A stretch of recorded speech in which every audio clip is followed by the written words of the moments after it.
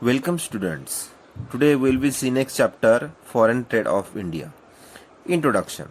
See, before 1947 the pattern of India's foreign trade was typically colonial. India was a supplier of raw material to the industrialized nation, particularly England, and imports of manufactured goods. This dependence on foreign trade did not permit industrialization at home. As a result, the indigenous handicraft suffered a severe blow. However, many underdeveloped countries that won independence in the post-World War II period viewed foreign trade as an investment. So students, we see meaning of internal trade. See, buying and selling of goods and services within the boundaries of a nation are referred to as internal trade or domestic trade or home trade. For example, if goods produced in Maharashtra are sold to states like West Bengal, Uttar Pradesh, Tamil Nadu, etc., then it is known as internal trade. We see meaning of foreign trade. Foreign trade is a trade between the different countries of the world. It is called as international trade or external trade. So definition of according to Wasserman and Hultman, international trade consists of transaction between residents of different countries. So students, we see types of foreign trade. There are three types of foreign trade. First is import trade, second is export trade, and third one is interport trade. So student, we see first import trade. Import trade refers to purchase of goods and services by one country from another country or inflow of goods and services from foreign country to home country. For example, India imports petroleum from Iraq, Kuwait, Saudi Arabia, etc. And second one is export trade. Export trade refers to the sales of goods by one country to another country or outflow of goods from one country to foreign country. For example, India export tea, rice, jute to China, Hong Kong, Singapore, etc. And last one, interport trade. Interport trade refers to purchase of goods and services from one country and then selling them to another country after some processing operations. For example, Japan imports raw material required to make electronic goods like radio, washing machine, television, etc. from England, Germany, France, etc. and sell them to various countries in the world after processing them. This is a interport trade. So student, next point, role of foreign trade. Trade is an engine of growth of an economy because it plays an important role for economic development. In developed countries, it represents a significant share of gross domestic product. So, role of foreign trade can be adjusted on the basis of the following points. First point, to earn foreign exchange. Foreign trade provides foreign exchange which can be used for a very productive purpose. Foreign trade is a remarkable factor in expanding the market and encouraging the production of goods. Second one, encourage investment. Foreign trade creates an opportunity for the producers to reach beyond the domestic market. It encourages them to produce more goods for exports. This leads to an increase in total investment in an economy. Next point, division of labor and specialization. Foreign trade leads to division of labor and specialization at the world level. Some countries have abundant natural resources. They should export raw material and import finished goods from countries which are advanced in skilled manpower. Thus, foreign trade gives benefit to all countries, thereby leading to division of labors and specialization. Next point is optimum allocation and utilization of resources.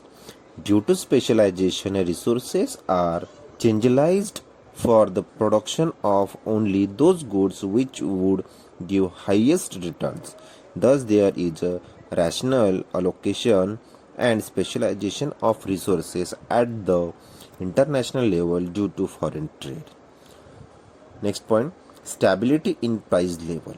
Foreign trade helps to keep the demand and supply position stable, which in turn stabilizes the price level in the economy.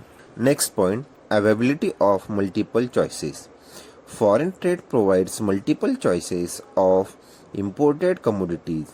As foreign trade is highly competitive, it also ensures a goods quality and standard products. This raises the standard of living of the people. And last one, beings reputation and helps on goodwill. Exporting countries can earn reputation and goodwill in the international market. For example, countries like Japan, Germany, Switzerland, etc. have earned a lot of goodwill and reputation in foreign market for their qualitative production of electronic goods. So students, we see next point, composition and direction of India's foreign trade. Over the last 17 years, India's foreign trade has undergoes a complete change in terms of composition and direction. Main feature of composition of India's foreign trade as follows. First, increasing share of gross national income. In 1990 to 91, shares of India's foreign trade, that means import and export, in gross national income was 17.55%. It increased to 25% during 2006 to 7 and to 48.8% during 2016 to 17. Next one, increases in volume and value of trade. Since 1990 to 91, the volume and value of India's foreign trade has gone up. India now exports and imports goods which are several times more in value and volume. Next point, change in the composition of exports. Since independence, the composition of exports trade of India has undergone a change. Prior to independence, India used to export primary products like jute, cotton, tea, oilseeds, leather, food grains, cashews, nuts, and minerals products. With the passage of time, manufactured items like ready-made garments, gems and jewelry, electronic goods, especially computer hardware and software, occupy in primary place in India's exports. So student, next point, change in the composition of imports. Prior to independence, India used to import consumer goods like medicines, clothes, motor vehicle, electrical goods, etc. A part of petrol and petroleum, India is now importing mainly capital goods like high-tech machinery, chemicals, fertilizers, steels, etc. Next point, oceanic trade. Most of India's trade is by sea. India has trade relation with its neighboring countries like Nepal, Afghanistan, Myanmar, Sri Lanka, etc. The shares of India's oceanic trade is around 68%. Next point, development of new ports. For its foreign trade, India's developed mostly on Mumbai, Kolkata, and Chennai port. Therefore, these ports were overburdened. Recently, India has developed new ports in Kandla, Cochin, Visakhapatnam, Nhava Sheva, etc. to reduce the burden on the existing port. So student, next point, direction of India's foreign trade. Direction of foreign trade means the countries to which India export its goods and services and the countries from which it imports the goods and services.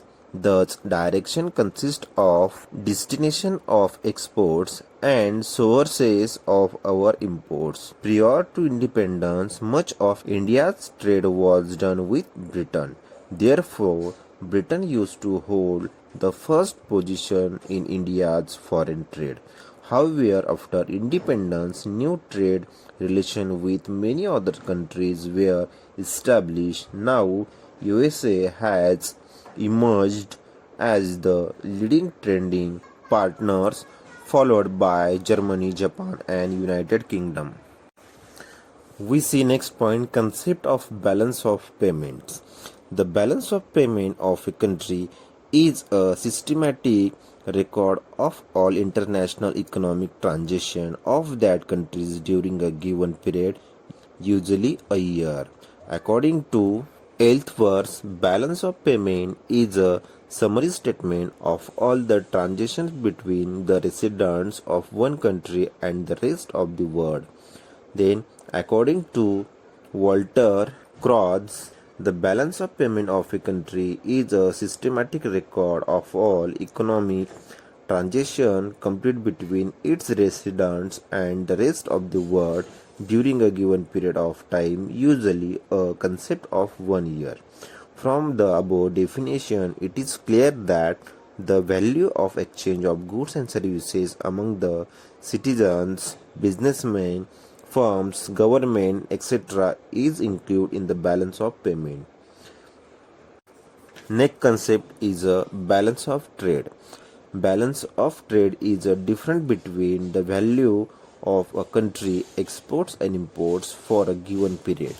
Balance of trade is also referred to as the international trade balance. According to Bentham, balance of trade of a country is the relation over a period between the values of her exports and imports of physical goods. According to Samuelson, if exports value is greater than the import value, it is called as trade surplus, and if the import value is greater than exports value, then it is called as a trade deficits. It is clear from the above definition. That balance of trade include the value of imports and exports of visible goods and invisible goods. Thank you, students.